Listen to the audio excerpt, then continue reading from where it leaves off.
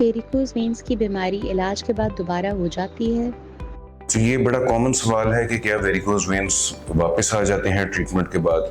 तो usually correct treatment के बाद वेरिकोज वेन्स जिन रगों के अंदर होती है वो दोबारा वापस नहीं आती।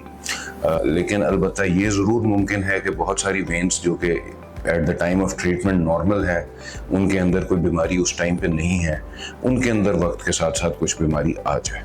तो इसलिए मरीज़ों को स्ट्रांगली एडवाइस किया जाता है कि वेरिकोज वेन्स एक लाइफ लॉन्ग डिसेबिलिटी है, ये सारी ज़िंदगी आपको थोड़ा थोड़ा करके तंग करती रहती है।